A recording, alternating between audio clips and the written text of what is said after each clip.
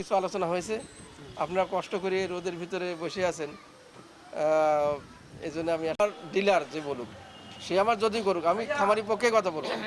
ডিলাররা যখন বাচ্চা দেয় সাথে সাথে সেটা আমরা কি করব, পানিকে না শুকাই আমরা যদি একটা ঝর্ণা সেট করে ঝর্ণার মতো একবারে কুয়াশার মতো পানি চলে যায়, এইভাবে যদি করে দেওয়া যায় তাহলে মুরগির আর কোনো একদিক থেকে সেট করতে দিয়ে আর একদিক থেকে করতে পারবে না। সেখানে করতে হবে আপনি ঠান্ডা ভেজা থাকে আশপাশে, যে এই যে খামারের আশপাশে যদি আমি পানি ছিটে যাই বেশি করে পানি বেশি, গরমের যে প্রবাহ আমরা যদি পাই, আমরা তো গাড়িতে চলি, গাড়ি জানলা খুলে থেকে ওখানে হবে 42-44 ডিগ্রি, ওই বাতাসের প্রবাহটা গা লাগবে তো পুড়ে যাচ্ছে।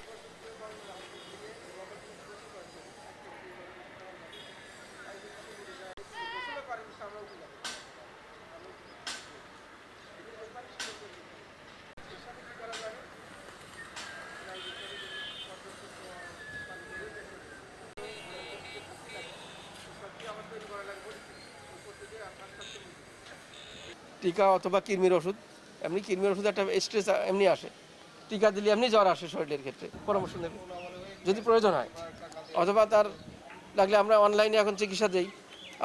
মানুষের উপকার আপনি আমি যাই করি না করি, কিন্তু ক্ষতি আমরা কেউ করবো না, এইটাই হবে আমাদের লক্ষ্য। ধন্যবাদ।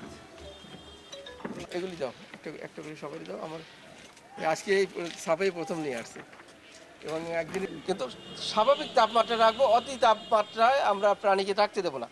আজকে অসুস্থ না হলে 2 দিন পরে অসুস্থ হবে, হিট স্ট্রোক না হলে অন্য যে কোনো রোগ আসতে পারে, কারণ তোর ইমিউনিটি দুর্বল হয়ে যাচ্ছে, ফল করতেছে। এই সমস্ত কারণে আমাদের প্রাণীর স্বাভাবিক পরিবেশ দিতে হবে, সরবরাহ করবো না। তখন স্যালাইন মিশ্রিত বা ভিটামিন সি যুক্ত, গ্লুকোজ মিশ্রিত এই পানি ব্যবহার করব, ওই পানি সে সারাদিন খাক, কোনো ক্ষতি হবে না।